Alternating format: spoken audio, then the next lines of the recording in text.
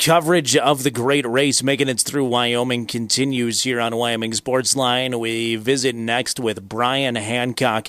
Brian is with Team Toyota. He is promoting this Corolla that Jamie Bestwick is driving across the country. Brian, thanks for taking a few minutes tonight. Appreciate that. First of all, tell us what Toyota is doing with the great race and how you got involved with the race. Yeah, absolutely. So the great race itself it's a timed rally challenge where vehicles pre-1972 all compete against each other. And we've got some vehicles that are 100 years old. We've got our first-generation Corolla in the race. And the reason we chose the first-generation Corolla is because this year marks the 50th anniversary of Corolla in its existence. So we figured what better way to celebrate that than, bringing a first-gen Corolla into the race. Absolutely. I've seen the photos, too. It's a great-looking vehicle. Oh, it's been a lot of fun. We've done a little work to it, and just being able to take this vehicle and drive it throughout the country, it's been a blast. And one thing we've done is, have you heard anything about our drivers and navigators and how we set that up? Well, I haven't. I know Jamie Bestwick is your driver. I know him from the X Games, but I don't know about your navigator or anything else.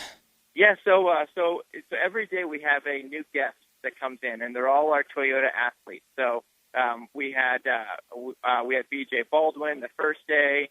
We had Amy Purdy come in, Elena Height. We had Louis Vito, and today we have Drew Pisunsun, and so he's a pro BMX rider as well. So we've got the two BMX riders in the car today. Okay, very cool. And I know you just got into Cheyenne, but what's your overall impressions and the guys' impressions so far at driving across Wyoming? I-80, not the most picturesque part of the cowboy state, but hopefully you guys had some fun over the last couple of days. No, honestly, it was a blast. And so the crew that's actually in the rally car. So they're focusing on the specific times that they have to hit and all that, and it's been a good time for them. But all of us that's in the crew, which we're just kind of helping, set up, just put the promotion together in itself, and we're just kind of following them around. It's been a beautiful state to drive through. Honestly, I know you said there's not a lot there, but coming from California and seeing just how the landscape does change. I mean, those Great Plains. I mean, it's amazing. Just as far as the eye can see. So it's been fun. And part of that drive on 80, when you're looking south and you can see what I believe, are those the Rocky Mountains that you can see in the distance? Yeah, absolutely. Yeah, it's just beautiful. So it's been a blast. We've loved it. Yeah, very good. And you may have mentioned this at the top. I'm sorry if I missed it, but what's the finishing point and when do you guys plan to get there? Finishing point is Moline, Illinois, and we'll be getting there this Sunday. Sunday's the final day, and that's when we'll be doing the awards and all of that as well. All right, very good. Is everybody's how's the morale? Everybody staying pretty happy and positive, or anybody getting tired from being on the road? I tell you what, it can be challenging for our drivers and navigators, but the morale it's better than ever right now because we received our first 8, which means that we made the time in exactly the amount of time we needed to make it in. If you're 1 second early or if you're 1 second late, you get penalized. So we were exactly on, which means it's a 0-0, which means there's no difference between your score and what you were supposed to get.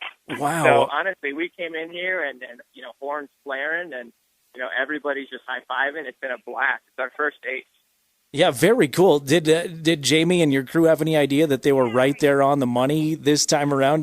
Were they counting down the seconds, or how did that work out? So it's tough because all we have is a stopwatch. Okay. And so we each time we've come in for the past couple of days, we felt like we're really close. And two of the times we were 1 second off. A couple other times we were 2 and 3 seconds off. And so they have the same feeling coming in today because it feels just as accurate as it does those other days, except this time it just finally clicked, and we got it exact. Wow, that's unbelievable. Congratulations to your team. I'm sure I know there's a website and a Facebook page, but is there any more information? Maybe if somebody can't get out there and see that great looking car, where can they go?